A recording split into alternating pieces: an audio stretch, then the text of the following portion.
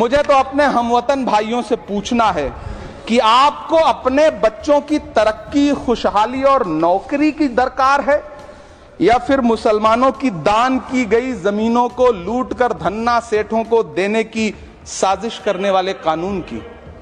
नीतीश कुमार जी हो, चंद्रबाबू नायडू जी हो, चिराग पासवान जी हो, जयंत चौधरी जी हो, देवे गौड़ा जी हो, जीतन राम मांझी जी हो, सबको समझना पड़ेगा कि जब जंगल में आग लगती है तो न वो बरगद बचते हैं जो हवा को आंधी में तब्दील करते हैं, न वो बांस बचते हैं जो आपसी रगड़ से चिंगारी पैदा करते हैं। सरकार इतना याद रखे कि इसी ठसक के साथ देश की संसद में सीए का कानून भी लाया गया था और कहा गया था बड़े बड़े भाषण देकर के कि पड़ोसी देशों से हिंदू भाइयों को ला करके यहां नागरिकता दी जाएगी। लेकिन मैं आपके संज्ञान में लाता हूं, उसके पिछले इतने दिनों में इनसे नागरिकता लेने के लिए 2000 व्यक्ति भी नहीं आए, जबकि इसके उलट इन्हीं की सरकार में पिछले 10 साल में 15 लाख से ज्यादा भारतीयों ने भारत की नागरिकता छोड़ करके दूसरे देश में जाकर के फंस गए। यह हुआ उस कानून का अंजाम। इसी तरह की जिद के साथ किसानों के खिलाफ भी कानून लाए गए थे। जिस तरह आज वक्फ के फायदे गिनाए जा रहे हैं, उसी तरह से किसानों को भी कृषि कानूनों के फायदे गिनाए गए थे। लेकिन अंजाम क्या हुआ? 700 किसानों की शहादत लेने के बाद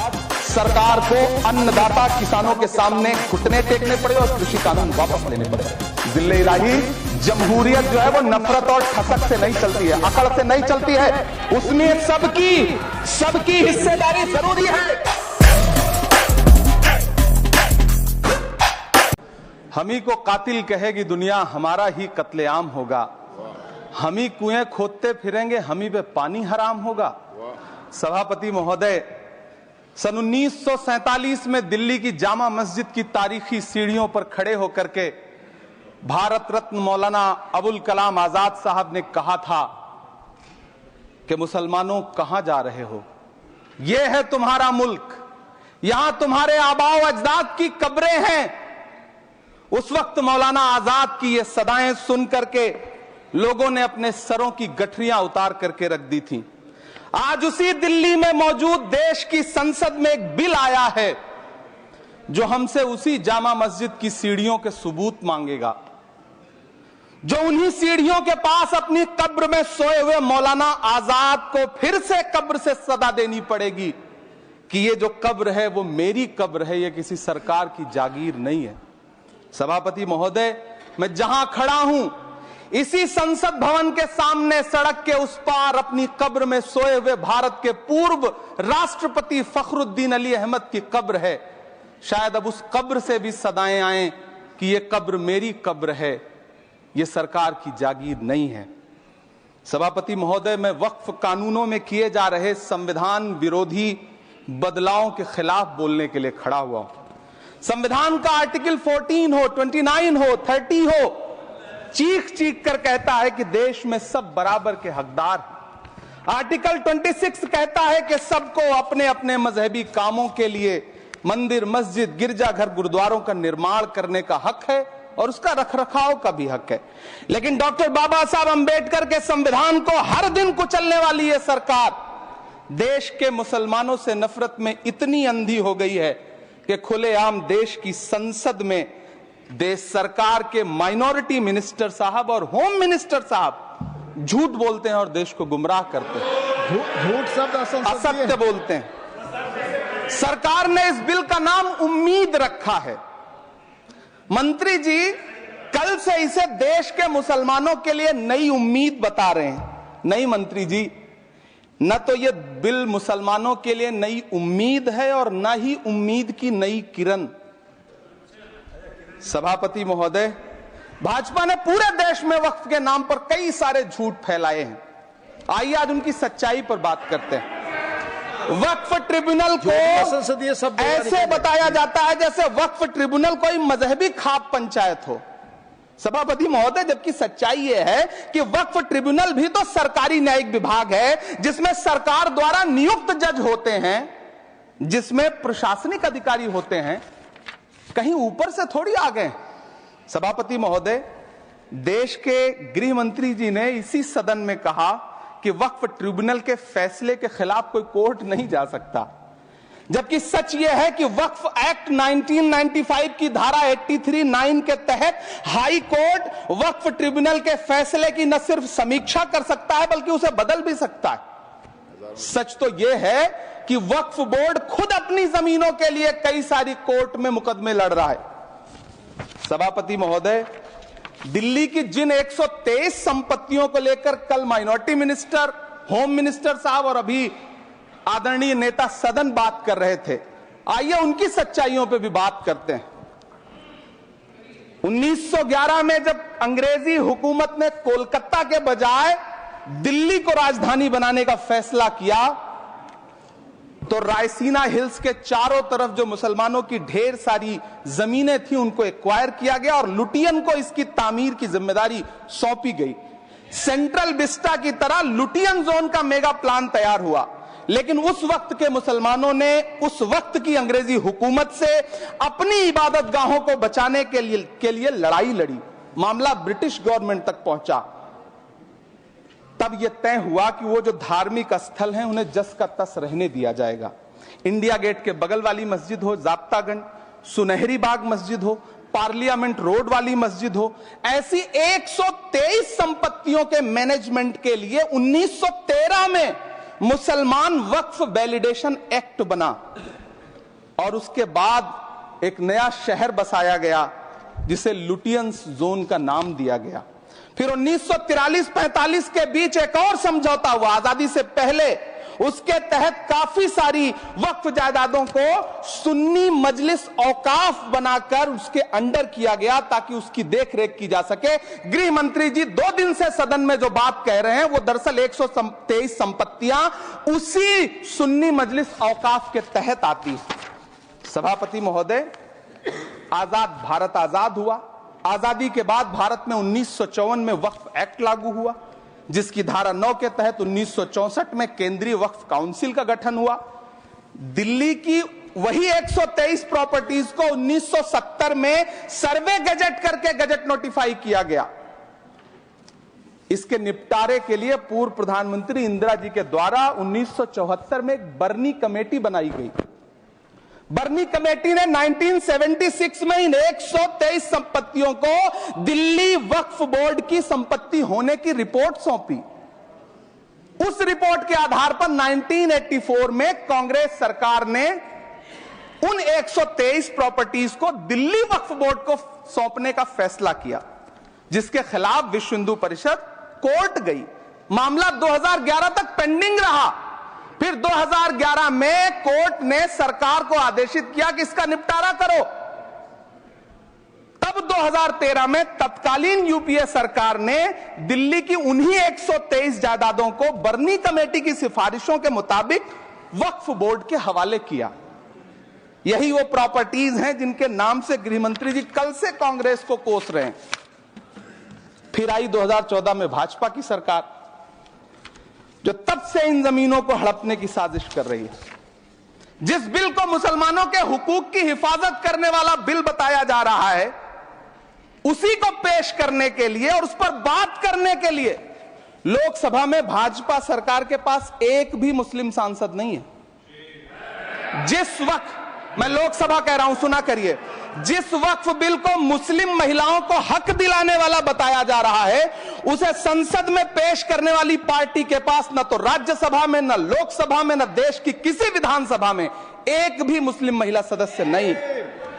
कल किरण रिजिजू जी कह रहे थे कि रेलवे की जमीनें देश की जमीनें हैं, डिफेंस की जमीनें देश की जमीनें हैं।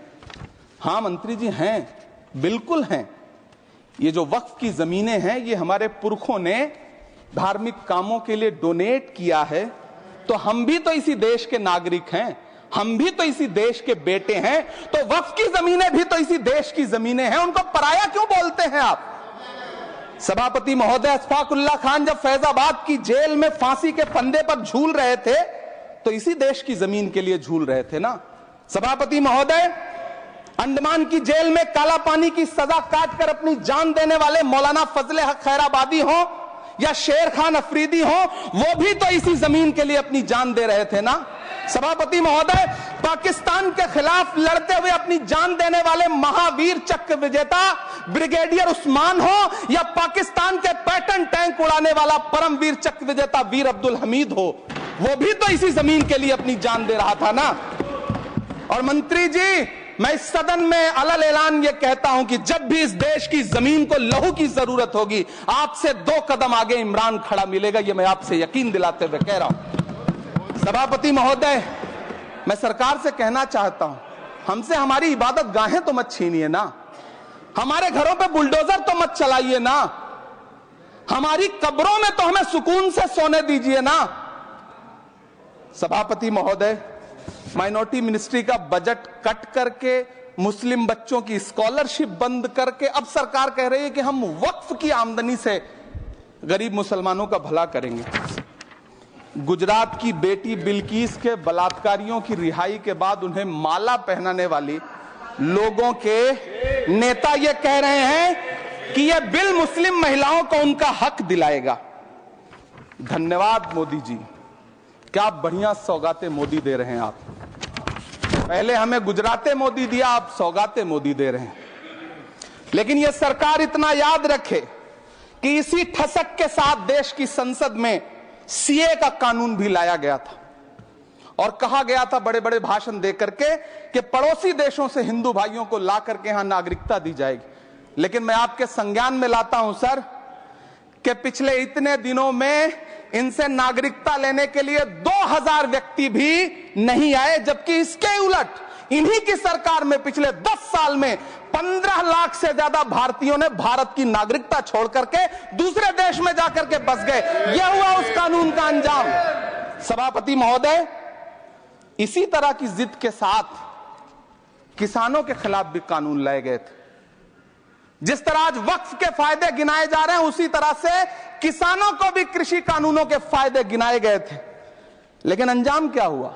700 किसानों की शहादत लेने के बाद सरकार को अन्नदाता किसानों के सामने घुटने टेकने पड़े और कृषि कानून वापस लेने पड़े। जिल्ले इलाही, जमहूरियत जो है वो नफरत और ठसक से नहीं चलती है, अकड़ से नहीं चलती है, उसमें सबकी हिस्सेदारी जरूरी है। कल देश के माइनॉरिटी मिनिस्टर ने लोकसभा में खड़े होकर एक शेर सुनाया था कि मुझसे कोई बदगुमान न हो, तो मैं उन्हें एक शेर सुनाना चाहता हूं कि मैं आज जद पे हूं तो इतना खुशगुमान न हो, मैं आज जद पे हूं तो इतना खुशगुमान न हो, चराग सबके बुझेंगे हवा किसी की नहीं। नीतीश कुमार जी हो, चंद्रबाबू नायडू जी हो, चिराग पासवान जी हो, जयंत चौधरी जी हो, देवे गौड़ा जी हो, जीतन राम मांझी जी हो, सबको समझना पड़ेगा कि जब जंगल में आग लगती है तो न वो बरगद बचते हैं जो हवा को आंधी में तब्दील करते हैं, न वो बांस बचते हैं जो आपसी रगड़ से चिंगारी पैदा करते हैं।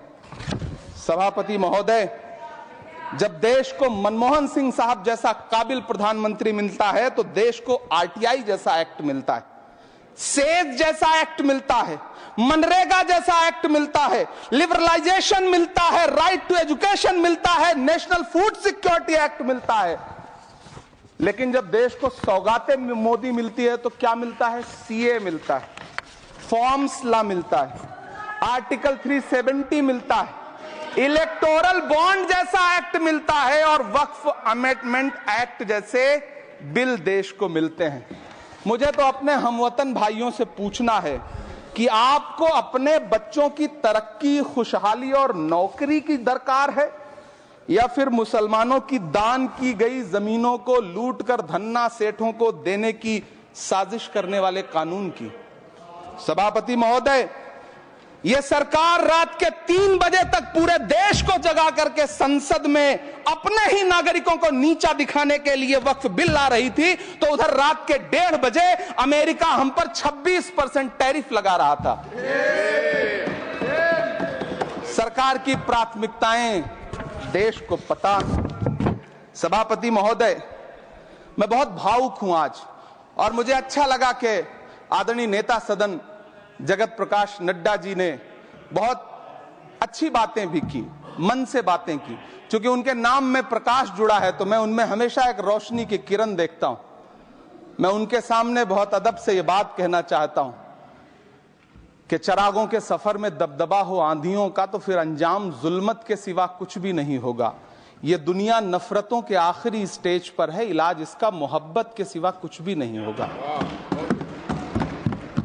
मैं भावुक हूं, मेरी पलकें गीली हैं।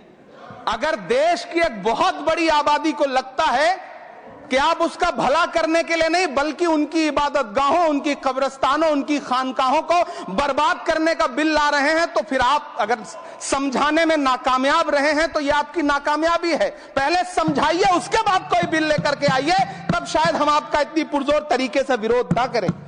लेकिन सभापति महोदय, मैं अंत में सिर्फ इतना कहना चाहता हूं कि इस बिल में जो भी पॉइंट्स दिए गए हैं, बॉम्सी पोर्टल देख लीजिए, सरकार का झूठ आपको पकड़ में आ जाएगा। हम डरे नहीं हैं, हम सिर्फ सरकार से अपील कर रहे हैं कि हमें अपना समझिए। हम आपके अपने हैं, इस देश के नागरिक हैं और आप ताकत में हैं। संख्या बल के आधार पर बिल हो सकता है आप पास करा लें, लेकिन आपको यह बात समझनी पड़ेगी कि हम तो वो तारीख हैं, जहनों में रहना है जिसे, कागजी पुर्जे नहीं जो फाड़ डाले जाएंगे। जिस जमीन पर मैं खड़ा हूं ये मेरी पहचान है। आप आंधी हैं तो क्या मुझको उड़ा ले जाएंगे? आपको यह बात समझनी पड़ेगी।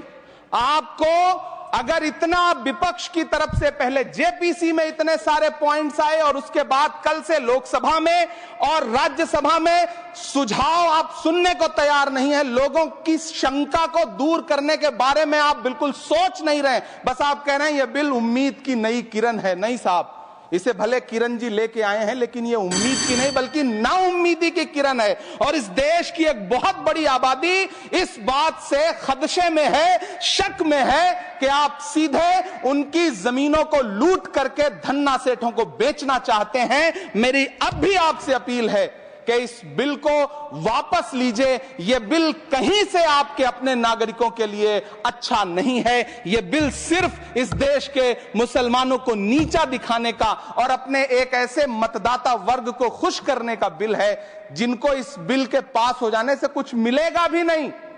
लेकिन आप एक नैरेटिव देना चाहते हैं, एक मैसेज देना चाहते हैं। मेरी आपसे अपील है कि कृपया ये जो सबका साथ सबका विकास का नारा है, इस नारे को रत्ती भर तो चरित्रार्थ कर दीजिए। बहुत बहुत धन्यवाद।